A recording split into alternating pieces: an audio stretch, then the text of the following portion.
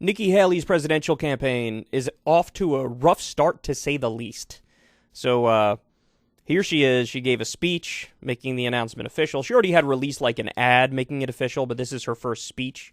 Now, I'm going to tell you right up front, everybody in this room is probably paid. She could not organically get a room full of 500 people. She just doesn't have the pull. She doesn't have the sway. She doesn't have the name recognition. She doesn't have the gravitas or the charisma. These people are almost certainly all paid. Honestly, that's the case with a lot of people when they launch their campaigns. Even Trump, who was already a celebrity back in 2015 when he launched his first time, he paid people in the room to be there. So this is particularly funny. Richard Hanania is a pretty conservative guy, and he's being sarcastic here when he says, beautiful, vibrant, graceful, and funny too, unstoppable. Look at how she ended her speech. Talk about not being able to read the room or know your own base. Listen to this. As I set out on this new journey, I will simply say this. May the best woman win.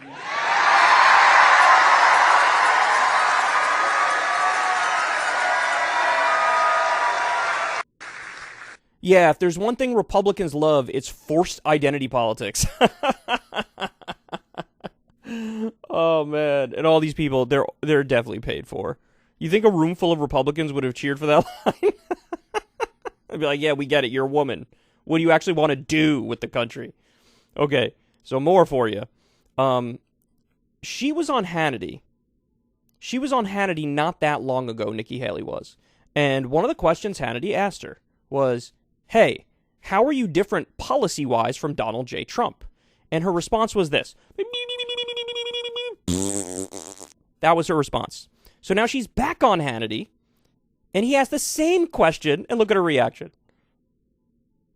Want to take the country with your competitors. Right now, there's former President Trump is the only other candidate for the nomination. We expect many others, maybe even Mike Pompeo, who was on earlier in the program today. Where do you see, if you see, policy differences beyond what you mentioned, which are generational differences? What specific policy areas would you say part with Donald Trump? What I am saying is I don't kick sideways. I'm kicking forward. Joe Biden is the president. He's the one I'm running against. And what I'm saying is you don't have to be 80 years old to be president. We don't need to have these same people going back again. We need something new. We need a new generation of fighters. We need people that understand where the American, your average American, is coming from, and we shouldn't be afraid to fight for that. And that's what I'm willing to do. I'm not going to kick sideways. I don't have time for that. That's not my focus. I'm kicking forward. It's all about Joe Biden, and it's all about the people in America winning again. And that. In other words, you literally can't name a single policy difference with Donald Trump, or the areas where you do have a policy difference with him, you know your position is more unpopular. More on that in a second, by the way. More on that in a second. Put a little asterisk here, because we're coming back to it. How embarrassing is that? He already asked you this question a couple weeks ago, and you couldn't give an answer, and everybody made fun of you for it, and I get the same question, and you still don't have an answer for it. She's doing this whole, like, new generation, bro, new leadership, bro, I'm young, bro, I'm a woman, bro. Who gives a fuck? Tell us what you would do. Tell us how you are different. Nikki, nobody cares about your personal story or your labels at face value. I don't care if you have brown eyes. I don't care if you have black hair. I don't care what your skin tone is. I don't care what your gender is. I don't care about any of that. Nobody cares about any of that. Nobody cares. And any consultants who told you otherwise are dead wrong. They're dead. They don't know what the fuck they're talking about. How embarrassing is this, guys? Because she's been leaning into this whole, woman thing and, new generation thing. New generation, same old ideas. Can't literally name a single thing where she would be different from Donald Trump. And by the way, that is because on the overwhelming majority of the issues, she's exactly like Donald Trump, except she puts a new face on it, right? Okay, more for you. So this is the fundraising text that she put out. You guys are going to love this. Oh, my God. Stand for America. Stand with Nikki Haley. Platitude, fortune cookie bullshit. Donate. Here's a picture of me looking lovely. As the daughter of Indian immigrants, Nikki Haley was taught to love God and country. Her parents sacrificed so much to pursue the American dream, and Nikki's story is an American story. Working in her mother's dress shop in Bamberg, South Carolina at age 12, she wasn't given an easy path, but she learned the value of hard work and the key to prosperity. She studied at the University of Clemson and became a CPA. When she realized that those in elected office were too comfortable with the status quo, she ran for the position. Nobody cares. Nobody cares. Who cares? People care about Nikki Haley's background story about as much as Nikki Haley cares about some random voter's background story. Man, she needs to fire every single consultant she hired because they're running a campaign from 1992. Where have you been? This is blood sport, lady. Coming in here with your Leave It to Beaver bullshit.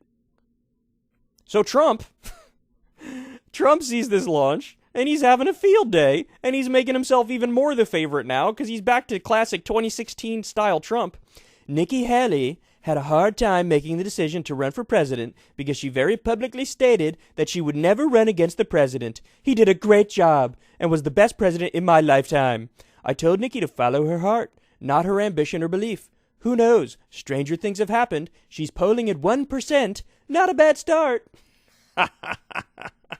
And then, he breaks out the claws, dog. He breaks out the claws. What do we have here? Trump attacks Haley on Medicare and Social Security cuts. So in other words, as Nikki Haley is refusing to name a single policy difference with Trump, Trump is like, oh, I know the areas where you're different, and in those areas, bitch, you are worse.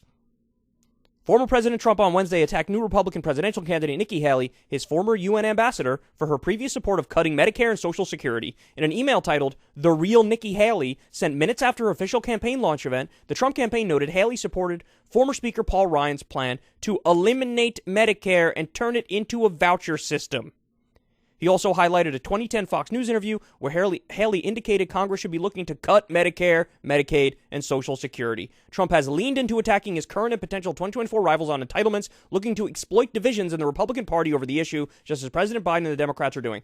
Guys, just so you understand, this is one of those issues where the entire Republican establishment is wrong. Trump is on the side of the Democrats, and Trump is on the side of the American people, because these are some of the most, liked government programs in the country, and they don't know how to react. How even theoretically does Nikki Haley plan on taking down Donald Trump? You could think of some sort of theoretical way in which maybe DeSantis can do it, but maybe not. But none of these other idiots have any idea what they're doing. I'm a woman, and I'm not kicking sideways. We're running forwards and spinning in circles and telling people that we're women. Man. All right. Good luck. By the way, there's some new, I believe Patriot Takes dug up some old videos of Nikki Haley, and oh my God, there's a gold mine of stuff out there.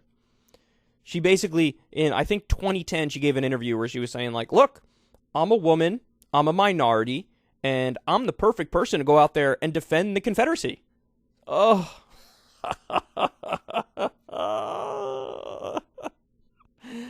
Oh, it's too good. These people make it way, way too easy. So anyway, Trump is gonna rip this lady to shreds. She'll be lucky if she could ever break 5% in the polls. Hear me now, quote me later.